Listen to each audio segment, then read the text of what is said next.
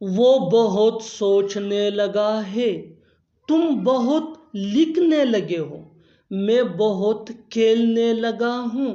ان جملوں میں ہم کہہ رہے ہیں لگا ہے، یعنی ہر سینٹنس میں لگا ہے بار بار ریپیٹ ہو رہا ہے۔ اس کے لیے آپ کو یوز کرنا ہوگا انگلش میں سٹارٹڈ۔ آئیے کمپلیٹ سٹرکچر سمجھتے ہیں۔ سبجیکٹ پلس ہیو یا ہیز۔ ہیو یہ آئی وی یو دے یا پلورل نیم کے ساتھ یوز ہوتا ہے، اور ہیز یہ ہی شی ایٹ یا سنگولر نیم کے ساتھ یوز ہوتا ہے۔ Plus started plus verb plus I N G plus allot. آگے ڈیٹیل سے سمجھاتا ہوں مثالوں سے۔ Hair are some example for better understanding. وہ بہت سوچنے لگا ہے۔ He has started thinking a lot. He has started thinking a lot. تم بہت لکھنے لگے ہو۔ You have started writing a lot. You have started writing a lot. میں بہت کھیلنے لگا ہوں۔ I have started playing a lot. I have started playing a lot. تم بہت گالی دینے لگے ہو۔ You have started abusing a lot. You have started abusing a lot. اور آخر میں یہ سینٹنس آپ کے لیے کامنٹ سیشن میں اس کا جواب ضرور دینا۔ وہ بہت رونے لگی ہے۔ وہ بہت رونے لگی ہے۔ وہ گاڑی چلانے میں اچھا ہے۔ میں کرکٹ کھیلنے میں اچھا ہوں۔ وہ انگریزی بولنے میں اچھا تھا۔ ایسے جملے ہمیں روز بولنے یا سننے کو ضرور ملتے ہیں اپنے ڈے ٹو ڈے لائف میں۔ ان جملوں میں ہم کہہ رہے ہیں میں اچھا ہونا، یعنی ہر سینٹنس میں اچھا ہونا بار بار ریپیٹ ہو رہا ہے۔ اس کے لیے آپ کو یوز کرنا ہوگا انگلش میں گڈ ایٹ۔ آئیے کمپلیٹ سٹرکچر سمجھتے ہیں۔ سبجیکٹ پلس ہیلپنگ ورب۔ ہیلپنگ ورب یہ سبجیکٹ کے مطابق ہوگا، plus good eight plus noun یا verb plus I N G plus other words. آگے ڈیٹیل سے سمجھاتا ہوں مثالوں سے۔ Hair are some example for better understanding. وہ گاڑی چلانے میں اچھا ہے۔ He is good at driving a car. He is good at driving a car. Good کے بعد یا گڈ کے ساتھ ایٹ یوز ہوا ہے، این یوز نہیں ہوتا۔ نیکسٹ ایگزامپل، میں کرکٹ کھیلنے میں اچھا ہوں۔ I am good at playing cricket. I am good at playing cricket. وہ انگریزی بولنے میں اچھا تھا۔ He was good at speaking English. He was good at speaking English. وہ کھانا پکانے میں اچھی ہے۔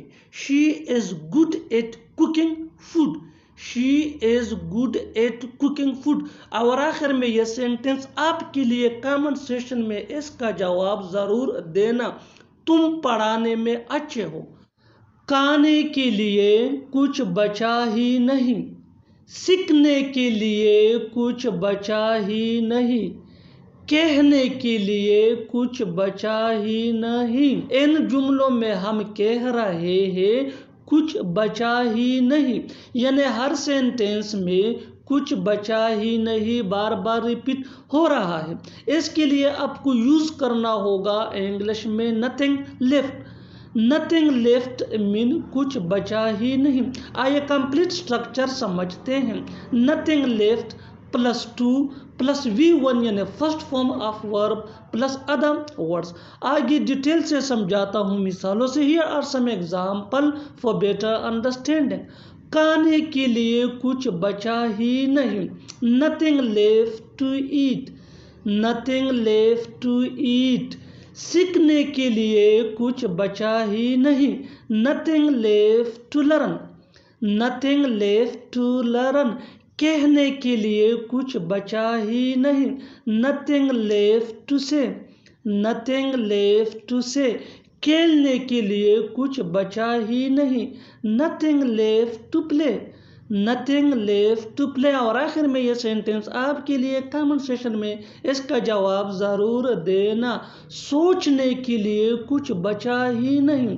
اگر وہ نہیں کھیلنا چاہتا تو نہ صحیح۔ اگر تم نہیں بولنا چاہتے تو نہ صحیح۔ اگر وہ نہیں آنا چاہتا تو نہ صحیح۔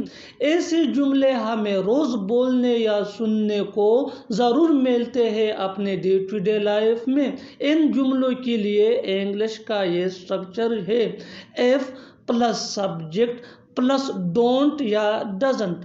ڈونٹ یہ آئی وی یو دے یا پلورل نیم کے ساتھ، اور ڈزنٹ یہ ہی شی ایٹ یا سنگولر نیم کے ساتھ یوز ہوتا ہے، پلس وانٹ ٹو پلس وی ون یعنی first form of verb plus object plus Cama plus so be at.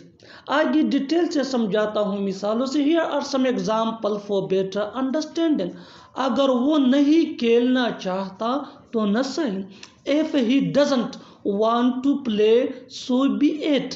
If he doesn't want to play so be it. اگر تم نہیں بولنا چاہتے تو نہ صحیح۔ If you don't want to speak so be it.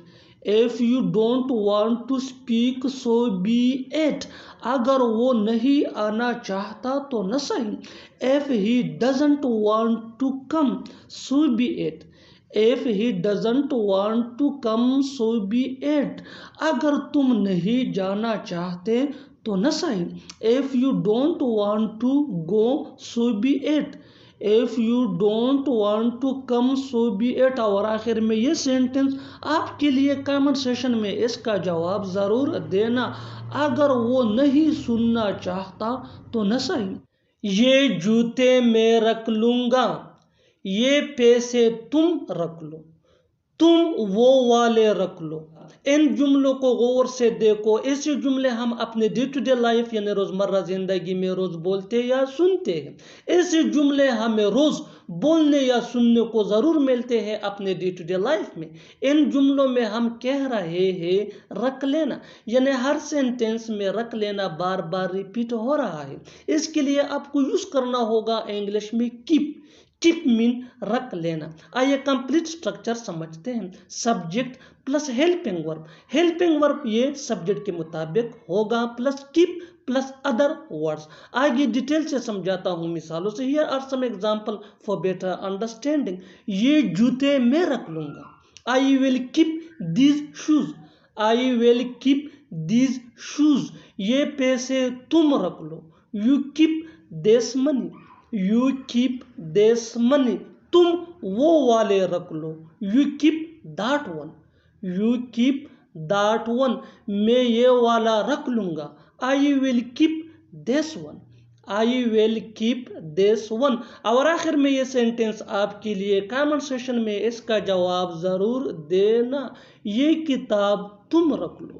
جو سوچنا تھا وہ میں نے سوچ لیا، جو بولنا تھا وہ میں نے بول دیا، جو کرنا تھا وہ میں نے کر لیا۔